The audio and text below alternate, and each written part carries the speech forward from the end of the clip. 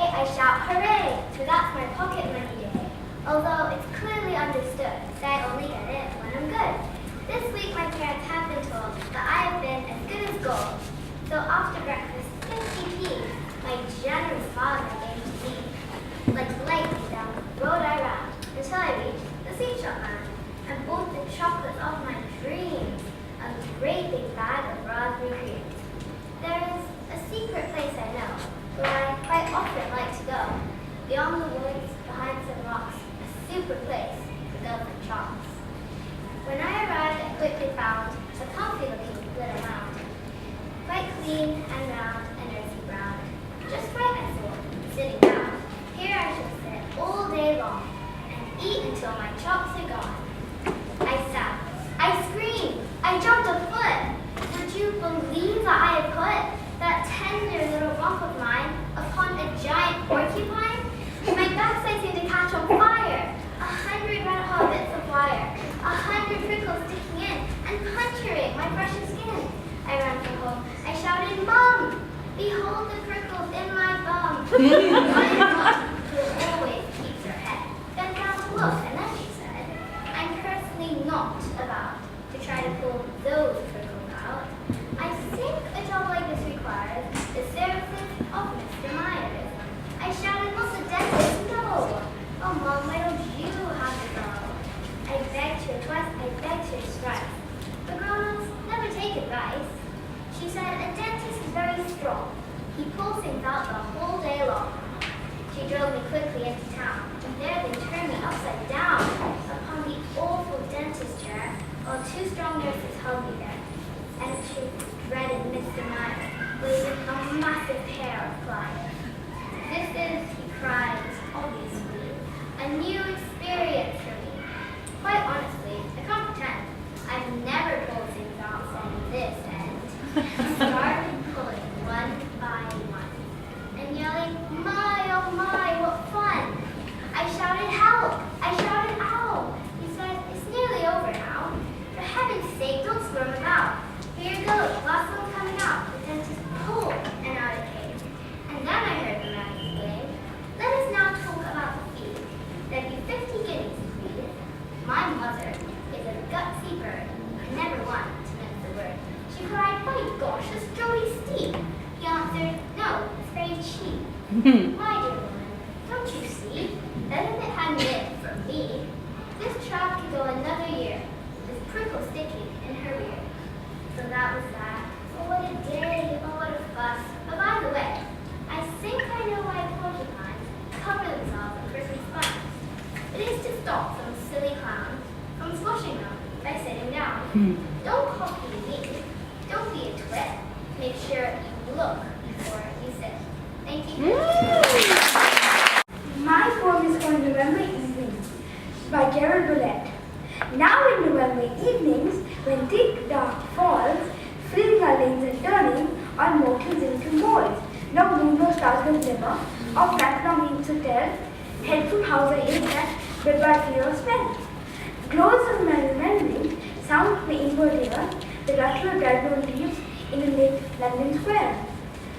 The dim gleam of lamplight, of leafless garden trees, mingles with urban life of these dreary sceneries. My grandma calls me Liz.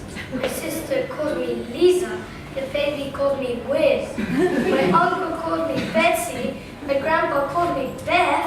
My brother calls me Dizziness. Sometimes lizard breath. My teacher calls me Betsy. My friends all call me Bess. I find these nicknames more annoying than you'd ever guess. I wish they'd call me by my real name instead. Simply hate those nicknames. See, my real name is Fred. The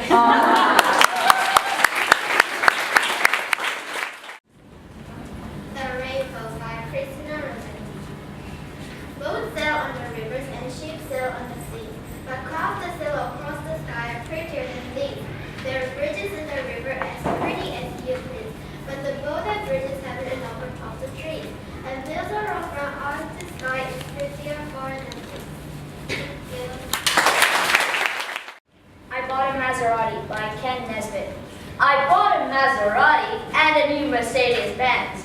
and plus a brand new Lamborghini I could show off to my friends. I purchased a Ferrari and an Aston Martin too, and a Porsche and a Jaguar and a BMW. I got them all delivered to my mansion in the hills. I like to look and sit to them. I like to sit and look at them, imagining the thrills. It's so fun to be the richest 10-year-old alive, but I'd like it better if I was allowed to drive.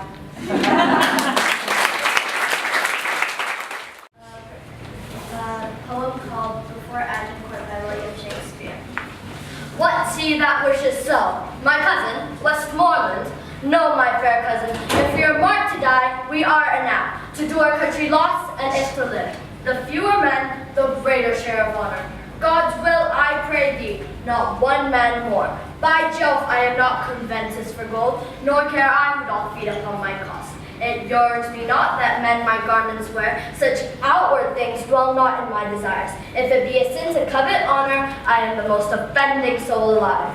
No faith, my coz, wish not a man from England. God's peace, I would not lose so great an honor as one man more. Methinks would cheer from me, for the best hope I have. Oh, do not wish for more, rather proclaim it, Westmoreland, through my host. He which hath no stomach to this fight, let him depart. His passport shall be made, and crowns for convoy put into his purse. We would not die in that man's company, that fears his fellowship to die with us. This day is called the Feast of Crispian. He that outlives this day and comes safe home will stand a tiptoe when this day is named, and rouse him at the name of Crispian. He that shall live this day and see old age will yearly on the vigil feast his neighbors and say, tomorrow is St. Crispian's. Then will he strip his sleeve and show his scars and say, these wounds I had on Crispian's day. Old men forget, yet all shall be forgot. But he'll remember with advantages what feats he did that day. Then shall our names familiar in his mouth as household words. Harry the King, Bedford and Exeter, Warwick and Talbot, Salisbury and Gloucester be in their flowing cups freshly remembered. This story shall the good man teach his son, and Crispian shall ne'er go by. From this day to the ending of the world, but we in it shall be remembered. We few, we happy few, we band of brothers. For he today that sheds his blood with me will be my brother. Be he ne'er so vile, this day shall gentle his condition. And gentlemen in England now abed shall think themselves accursed they were not here, and hold their manhoods cheap, while any speaks that fought with us upon St. Crispian's Day. Thank you. My poem is called Spooks.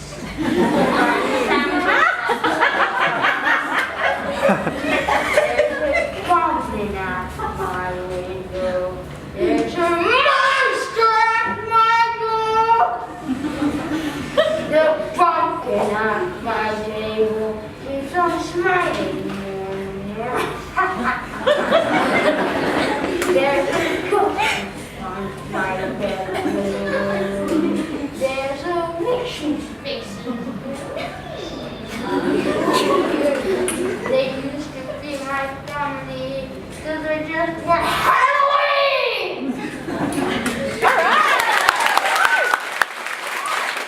By Gareth Lancaster. Haunted houses, curdling screams, freezing bats, torn at seams. Full light moon, dripping candles, roaming forgetful zombie vandals. Gnarled old trees tossed in the breeze. Cold ghosts shivering, knocking their knees. Trick-or-treating from door to door. Not enough cat, not enough sweets. I must have more. All right. He has to shave his whiskers almost every single day. His feet are getting furry, and his hands are sprouting hair, and his voice is getting deep and growly like a grumpy grizzly bear. He often sleeps throughout the day and stays up half the night, and if you see the way he looks, you'd often scream in fright.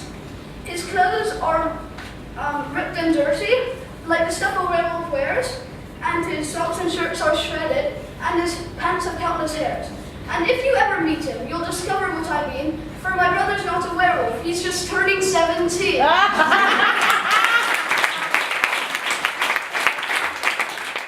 Hi, my poem is called Poem for My Sister and is by Lodge Hodgson. My sister likes to charm my sheep with turning there, and my friend jogges old legs in dishes and stuffs. She says it fits with fatly black wobbles on higher they're hard to balance. I like to watch my little sister playing hopscotch and admire the neat hog skin of her. I try to warn my little sister about the unsuitable shoes.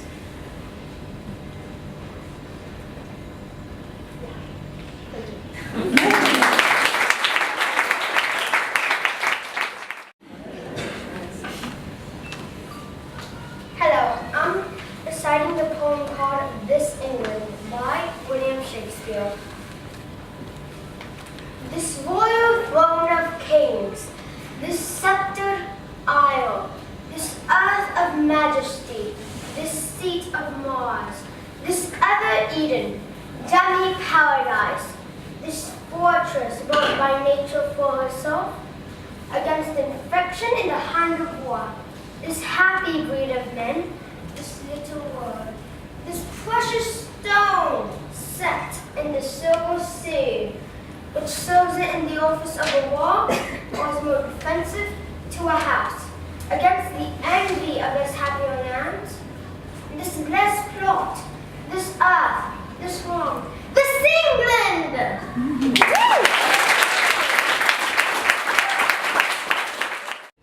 It's late and we are sleepy. The air is cool and still. Our jack-o'-lantern grin at us upon the windowsill. We solved the cake and candy, but now it's time to go to bed. And we dream all we have done. We dream ghosts and goblins and the videos that we see. And we dream of trick or treating on this happy Halloween. Skateboard by Candy Escape. My hamster has a skateboard when he rides and doesn't fall. He takes off like a maniac and crashes into the wall. He screams to run him up, and then he goes crashing down the stairs. He's good at knocking tables down and slamming into chairs. He'll slam into the living room and then he'll hit a splat, which means that he collided with my mother or the cat. He plows into cabinet and smashes into doors. I think he wrecked on every bed and every chest of drawers. It's fun to watch him ride because he's sure to hit or smash. He doesn't skate so well, but boy, he should know how to crash. Thank you. All creatures great and small, all things wise and wonderful, the Lord God made them all. Each little flower that opens, each little bird that sings. He made the glowing colors, he made the tiny wings, the purple-headed mountains, the river and that, the sunset and the morning that brighten up the sky, the cold wind in the winter, the set sunset, the rice fruit in the garden, he made them every one. He gave us eyes to see them and lips that he might hear. How great is God Almighty has made all things well.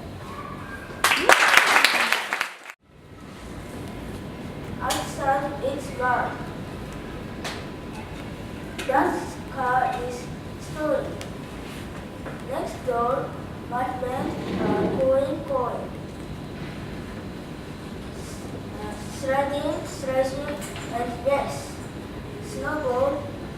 The winter winds are calling.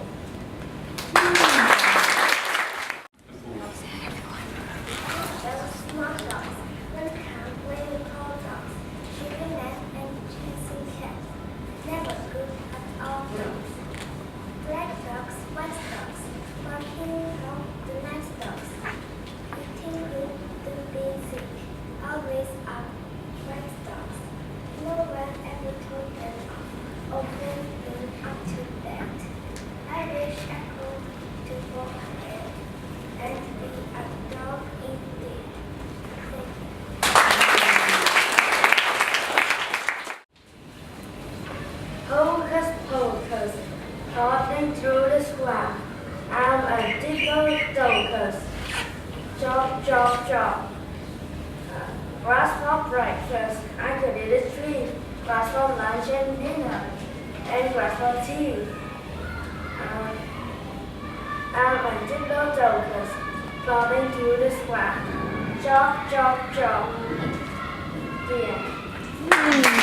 This is not a competitive event because makes me feel much less on the hot seat.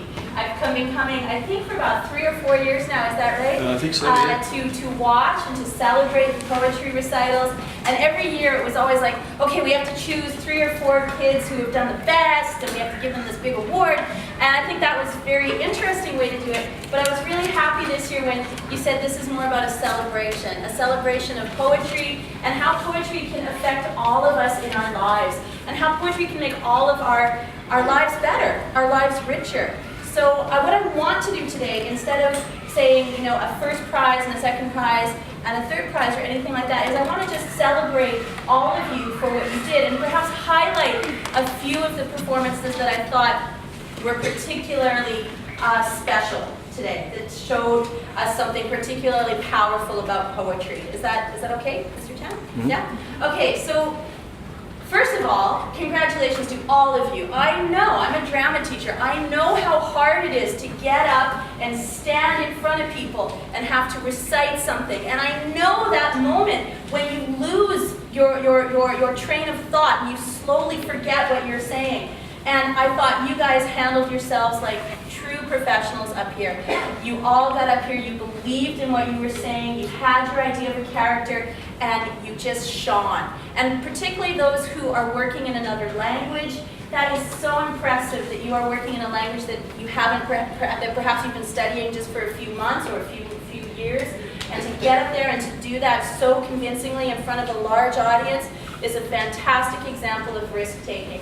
And also to those of you who were struggling a little bit when you were on stage. Some of you got a bit nervous, got a bit scared, but you kept going. That is the most important lesson that you could have learned today, is that when you're performing in front of an audience and you feel nervous, don't give up. Just keep going, and the audience will support you. So you learned some fantastic drama lessons as performers this morning, and you showed us 100% what it means to be a risk taker, which is so important in the IB Learner profile. So I would really like you all to give yourselves a big round of applause.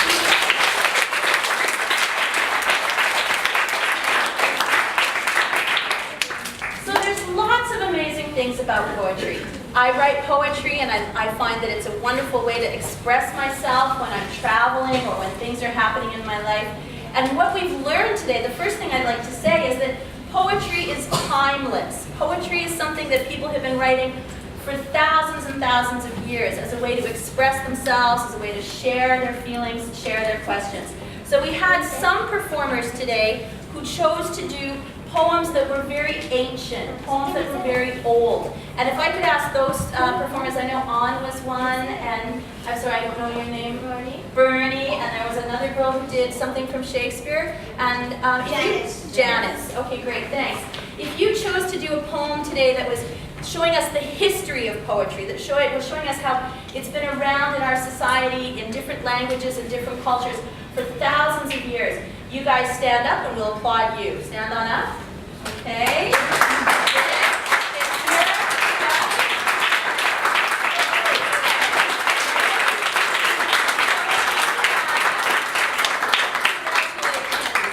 Poetry and what you showed us today, we would be nothing, we would be nowhere today without the original writers who tried to express these thoughts through poems. And the fact that you guys, 500 years later, chose to recite these amazing old pieces of language, and that you did it so well, you clearly understood what you were saying, you clearly understood the meaning behind what you were showing us. That's amazing. That's really incredible. And we would hope that these poems and this language would continue for another 500 years, and that in the future there'll be more children studying the ancient traditions of poetry to learn where we came from, and where we're going to go in the future. Another way that poetry can work in our world is when we write it ourselves. And there were 3 or 4 of you. I know Anifa, is that your name? Sorry, Arifa. And there were at least 2 others. There was, I think you wrote the poem about Japan, okay? And there's one other, I think, who wrote their own poetry today. Did you guys write that? The poem about the friendship? That was your own poem? You wrote it yourself? Oh, I missed that. So writing our own poems is incredibly important. I thought the poems that you wrote about your home countries, you wrote about your families, you wrote about your friends. Those are the things we should never stop writing about. We should always write about our world, what we live in, what is important to us. And we should express our true thoughts. So your poems were honest, they were funny, and they were very touching because they came from your hearts, okay? So the students who wrote their own poems today, if you could stand up, and we'll honor you, okay?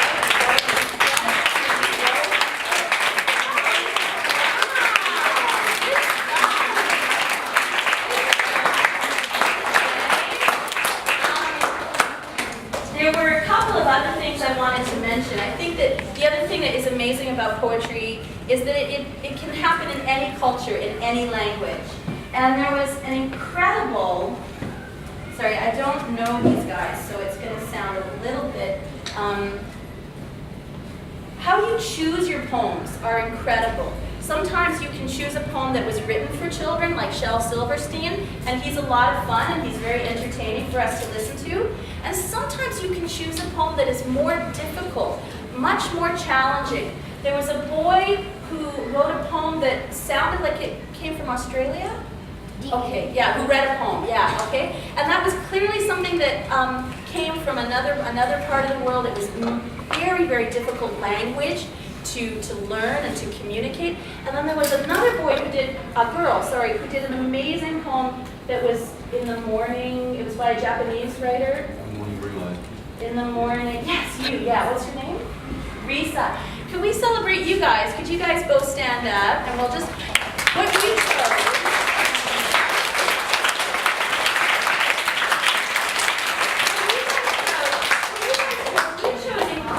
Advanced poetry, incredibly sophisticated poetry that really painted a picture in our minds. And as I was listening to both of you read, it was almost like you were telling a story. You were creating this incredible portrait of Australia and of the morning in two different parts of the world. And congratulations for you two for choosing poems that were clearly so full of language that helped us really understand the meaning of poetry, the value of poetry in our world. So congratulations. Celebrate, finally, when we get to the point of preparing a poem and showing a poem to people, we have to really take a dramatic risk. We have to really try to think about how we're going to use our voice and how we're going to use our body to express the emotions behind the poem. And that was one thing we tried to work on Monday, okay? And I was so impressed that just in a couple of hours of lessons on Monday, you guys, so many of you got that idea. You got that idea about how to use your voice, how to slow things down, particularly looking at Jasmine, I think. Yeah? And what was your name? Lars. Oh, and you still got the fangs in it, okay? So Jasmine and Lars and Imogen, okay? The way you guys really understood what I was trying to teach you on Monday about pace, about not hurrying too much, about choosing certain words to emphasize, that give out the emotion in your poem. There were so many of you who did such a good job with that, and I can't remember all of your names or name you all, but what I think it shows is that you came into the workshop on Monday not knowing what was going to happen. You took a lot of risks, you tried a lot of new things in the workshop, and then just 2 or 3 days later, you're able to produce it incredibly. Your poem about Halloween, the way you use your eyes so magnificently, okay? There were so many of these little touches. Jasmine, who relied basically only on your voice, but your voice was used so well. There were times when we could tell that you were angry, there were times that we could tell that you were scared. It shows incredible understanding of the poem, okay, and incredible confidence on stage just to take your time, not be scared by the audience, and not rush it, but just let the story come through. So for all of you who created incredible stories and incredible moments today, and letting yourself shine on stage with all of us, you all deserve our respect and our commendation today. So I think this is a great tradition that the elementary school does, and I think it's a wonderful thing that you can continue to do next year as you move into the MYP. Keep writing, keep looking around you. We're in an amazing part of the world where things happen every day. There's different people from different cultures, different backgrounds. Watch them, look at them, write things down, and try to write poetry as much as you can to express the world around you, because it's a wonderful habit to have, and it's a wonderful gift for all of us when you share it with us like you did today. Okay? So that's all I had to say. I just really wanted to thank you for inviting me down here again. It's always a thrill when we get to come down and watch what you have done and see the amazing stories that you tell. And like I said, just keep writing poetry, keep inquiring, keep exploring into language and literature, because it always opens up new universes, new adventures for us to explore. Congratulations to all of you, and thank you to all the parents for coming this afternoon.